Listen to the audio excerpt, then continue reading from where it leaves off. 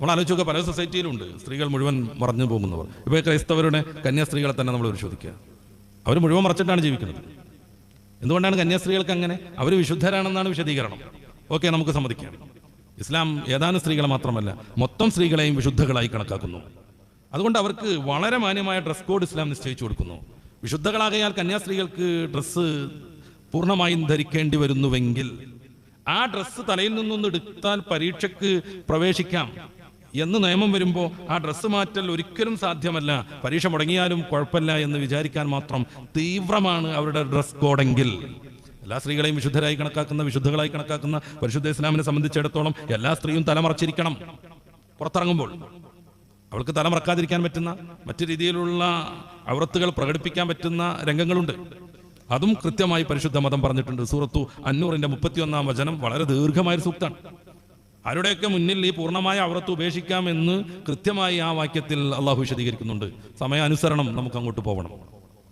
വിശുദ്ധകളായി പെണ്ണുങ്ങളെ മൊത്തം കാണുന്ന പരിശുദ്ധ ഇസ്ലാമിന് അവരെ മുഴുവൻ മൂടിയിട്ട് തന്നെ സംരക്ഷിക്കണം എന്ന നിയമം അത് ഇസ്ലാം പറയുമ്പോൾ ആകെ മൊത്തം ഒരു വിവാദമാക്കിയിട്ട് മാറ്റുന്നത് എന്തിന്റെ പേരിലാണെങ്കിലും അനുവദിക്കാൻ കഴിയില്ല. ഇത് മതസൗഹാർദ്ദത്തിന്റെ നാടാണ്, മതസ്വാതന്ത്ര്യത്തിന്റെ നാടാണ്. ഇന്ത്യൻ ഭരണഘടനയെ നൽകുന്ന എല്ലാ അവകാശങ്ങളും അംഗീകരിക്കണമെന്ന് നിർബന്ധമായും അവകാശം എന്ന രീതിയിൽ തന്നെ നമുക്ക് പറയാൻ പറ്റുന്ന നാടാണ്.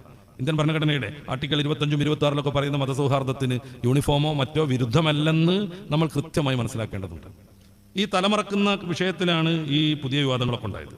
നമ്മൾ ഈ വിവാദം സൃഷ്ടിച്ച ആളുകളുടെ മതഗ്രന്ഥങ്ങളൊന്ന് പരിശോധിച്ചാൽ അങ്ങനെ ഉണ്ടാവും. പുതിയ നിയമം ബൈബിളിലെ 1 കൊരിന്തോസ് 11-ാം അധ്യായത്തിൽ നിന്ന് നമുക്ക് വായിക്കാം. അതിന്റെ 5-6 വചനങ്ങൾ. ശിരസ് മൂടാതെ പ്രാർത്ഥിക്കുകയോ പ്രവചിക്കുകയോ ചെയ്യുന്ന ഏതൊരു സ്ത്രീയും തന്റെ ശിരസിനെ അപമാനിക്കുന്നു. അവളുടെ തല മുണ്ഡനം ചെയ്യുന്നതിന് തുല്യമാണത്. സ്ത്രീ ശിരോവസ്ത്രം ഉപയോഗിക്കുന്നില്ലെങ്കിൽ മുടി മുറിച്ചു കളയട്ടെ. മുടി മുറിക്കുന്നതും തല ക്ഷൗരം ചെയ്യുന്നതും അവൾക്ക് ലജ്ജാകരമെങ്കിൽ ശിരോവസ്ത്രം ധരിക്കട്ടെ. ഇതാണ് ബൈബിൾ. ഇത് ഏതെങ്കിലും കന്യാസ്ത്രീകളെ കുറിച്ചല്ല ബൈബിൾ പറയുന്നത്. നേരെ മറിച്ച് ഏതൊക്കെ സ്ത്രീകളുണ്ടോ അവരെല്ലാവരും പാലിക്കേണ്ടത്, അവരുടെ ജീവിതത്തിന്റെ വിശുദ്ധിയുടെ ഭാഗമായി അവർ പാലിക്കേണ്ടത്. തല മറക്കുന്നില്ലെങ്കിൽ തല മുണ്ഡനം ചെയ്യണം എന്ന് പറയുന്ന ഏതെങ്കിലും ഒരു വേദഗ്രന്ഥം ലോകത്തുണ്ടെങ്കിൽ അത് ഈ ബൈബിൾ മാത്രമാണ്. തല മറക്കുന്നില്ലെങ്കിൽ തല മുണ്ഡനം ചെയ്യണം. ഇതിന്റെ തന്നെ കുറച്ച് താഴേക്ക് നമ്മളൊന്ന് പോയിട്ടുണ്ടെങ്കിൽ പുരുഷൻ സൃഷ്ടിക്കപ്പെട്ടത് സ്ത്രീക്ക് വേണ്ടിയല്ല, സ്ത്രീ സൃഷ്ടിക്കപ്പെട്ടത് പുരുഷന് വേണ്ടിയാണ്. ഇതേ അധ്യായത്തിന്റെ 1 കൊരിന്ത്യസിന്റെ 11-ാം അധ്യായത്തിന്റെ 9-ാമത്തെ വാക്യമാണത്. ഇനി അതിന്റെ തന്നെ ഈ അധ്യായത്തിന്റെ തന്നെ 13-ാമത്തെ വാക്യം വായിക്കാം. സ്ത്രീ തലമറക്കാതെ ദൈവത്തോട് പ്രാർത്ഥിക്കുന്നത് ഉചിതമാണോ എന്ന് നിങ്ങൾ തന്നെ തീരുമാനിക്കുവീൻ. ഇനി നമ്മുടെ പുതിയ കാലത്തുള്ള ചില കാര്യങ്ങൾ ഇതിൽ പറയുന്നുണ്ട്. നീണ്ട മുടി പുരുഷൻ അപമാനമാണെന്നും ഈ വേദഗ്രന്ഥം കയ്യിൽ വെച്ചുകൊണ്ടാണ് ഒരു പെൺകുട്ടി തലമറച്ചു വരുന്ന സമയത്ത് ഇത് ആകെ ഭീകരതയാണെന്ന് അതേ തലയിൽ മറച്ചുകൊണ്ട് കുറെ ആളുകൾ പ്രഖ്യാപിക്കുന്നത്. വേദഗ്രന്ഥങ്ങളിൽ നിന്ന് ആരും അങ്ങനെ ഓടി രക്ഷപ്പെടാൻ പാടില്ല. ഈ ഒരു കാര്യത്തിൽ മാത്രമല്ല, നമ്മൾ ആഴത്തിൽ ചിന്തിക്കുകയാണെങ്കിൽ അഭിവാദ്യം ചെയ്യുന്നിടം മുതൽ ആരാധനകളിൽ വരെയും വേദഗ്രന്ഥത്തെ ദൂരേക്ക് നിർത്തുന്ന സമൂഹത്തെ നമുക്ക് കാണാൻ പറ്റുന്നു.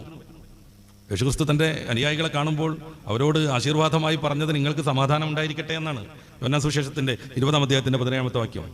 അതിന്റെ അറബി ബൈബിളിലുള്ള സലാമുൻ അലൈക്കും എന്നാണ്. അസ്സലാമു അലൈക്കും എന്നാരത് പറയണത്? പന്നിയെ തൊടാൻ പാടില്ലെന്നും പന്നി മാംസം തിന്നാൻ പാടില്ലെന്നും പന്നി തൊട്ടടുത്ത് തൊടാൻ പാടില്ലെന്നും 3 ഇടങ്ങളിൽ ബൈബിളിൽ കാണാം. ഇന്ന് പന്നിയുടെ മാംസമായി ബന്ധപ്പെട്ട് എന്താ സമീപനം?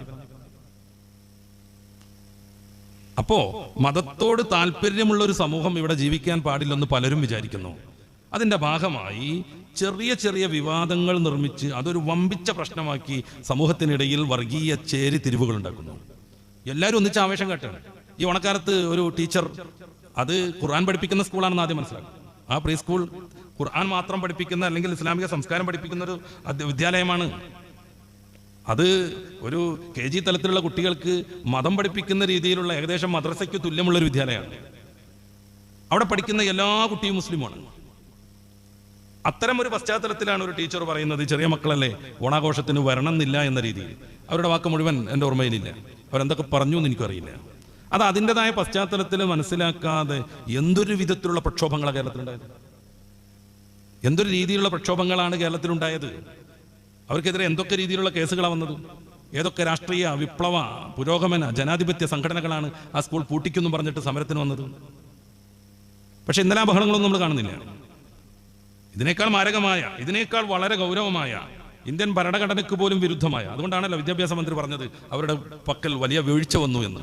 അദ്ദേഹം സ്വന്തമായിട്ട് പറഞ്ഞതല്ല. എറണാകുളം ജില്ലാ വിദ്യാഭ്യാസ ഡയറക്ടർ അന്വേഷിച്ച് റിപ്പോർട്ട് കൊടുത്തതാണ്. ഈ പ്രശ്നത്തിൽ, ഈ തട്ടം വിവാദം പ്രശ്നത്തിൽ ആ സ്ഥാപനത്തിന് വലിയ വീഴ്ച വന്നു, മാനേജ്മെന്റിന് വലിയ തെറ്റ് സംഭവിച്ചു എന്ന്. പക്ഷെ എന്നാലും പ്രക്ഷോഭകരെ നമ്മൾ കാണുന്നില്ല. എന്നല്ല, സമവായം എന്ന പേരിൽ പ്രമുഖരെല്ലാവരും കൂടെ ഒരുമിച്ച് കൂടി ചർച്ച ചെയ്ത് ആ പെൺകുട്ടിയുടെ പിതാവിനെ പ്രകോപിപ്പിച്ചോ ഇനി കുട്ടി തട്ടടാതെ പൊയ്ക്കോളാം എന്ന തീരുമാനത്തിലേക്ക് എത്തിയിരിക്കുകയാണ്. ഇതാണ് സമവായം. പ്രശ്നം നടക്കുന്ന രണ്ടുപേരുടെ ഇടയിൽ സമവായം ഉണ്ടാക്കുക എന്ന് പറഞ്ഞാൽ എന്താ? ഏറ്റവും ചുരുങ്ങിയത് മധ്യത്തിൽ പിടിക്കണം. ഇത് ഒരു ടീമിന്റെ വാദം ഒന്നിച്ച് അംഗീകരിപ്പിച്ച് ഇനി ഈ വിവാദത്തിനൊന്നുമില്ല, എൻ്റെ കുട്ടി ഇനി ഡ്രസ്സ് ധരിക്കാതെ പൊയ്ക്കോളാം എന്നൊരാളെ കൊണ്ട് സമ്മതിപ്പിക്കുന്നതിന്റെ പേരാണ് സമവായം. വിവാദങ്ങളൊന്നുമില്ല. നേരെ മറിച്ച് ഇസ്ലാം സമൂഹത്തിൽപ്പെട്ട ഏതെങ്കിലും ഒരാൾ നിർദോഷകരമായൊരു തീരുമാനം പറഞ്ഞാൽ പോലും അത് കത്തിക്കാനും വലിയ പ്രക്ഷോഭം നടത്താനും സ്ഥാപനം പൂട്ടിപ്പിക്കാനും എല്ലാ ജനാധിപത്യ പുരോഗമനവാദികളുണ്ട്.